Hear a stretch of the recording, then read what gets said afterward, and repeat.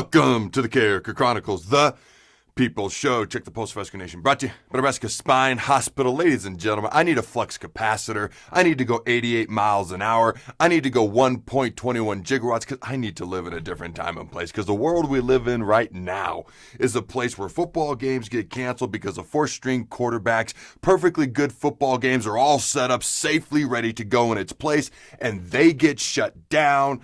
I always said I was born 10 years too late. But this is crazy, ladies and gentlemen. I need to live in a different time and place. But here's the deal. All right, as you all know by now, for about 15 minutes yesterday, Nebraska was all set to play FCS opponent Tennessee Chattanooga this Saturday. Now, they last played in 2011. The Huskers won that game 40-7. Now, Nebraska discussed playing this Saturday with multiple teams, and every single one of those teams has stricter testing protocols for COVID than the Big Ten Conference itself.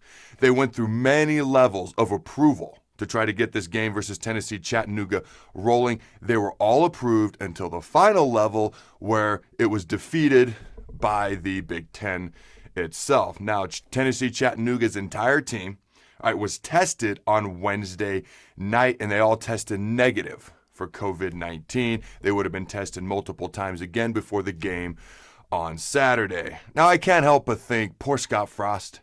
If you think back to when he first started coaching at UCF, 2016, they had hurricanes that made him change and cancel games. 2017 at UCF, it was the same thing. His home opener, or his opener as the head coach versus Akron gets canceled because of lightning. Now we have 3 different Nebraska football schedules that come out this year. Now the game versus Wisconsin is canceled. The game versus Tennessee Chattanooga canceled, not approved. I don't know how you want to put that. Poor Scott Frost. He just wants to play football.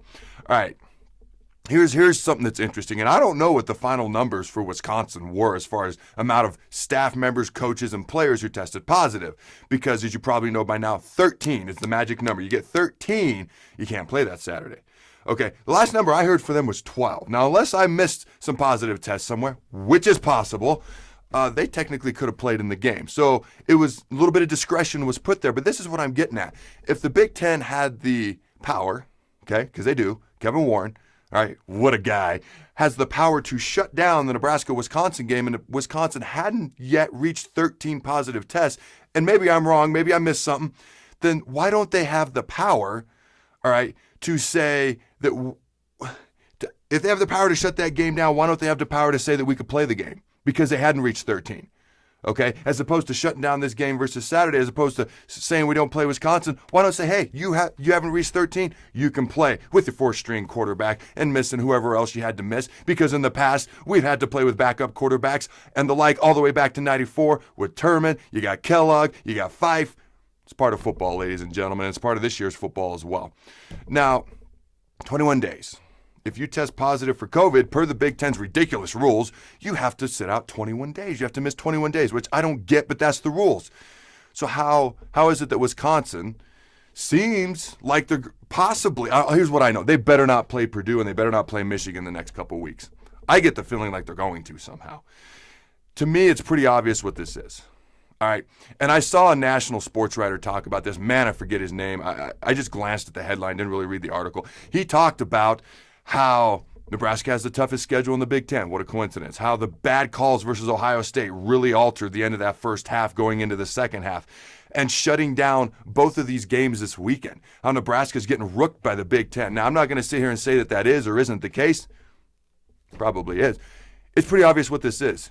It is vindictiveness on the part of Kevin Warren and the Big Ten for Nebraska, making them look bad and forcing them to play football this year. I posed a question on my Facebook and Twitter page.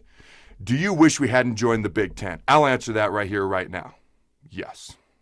Go Big Red. Let me know your thoughts. And always remember to throw the bones.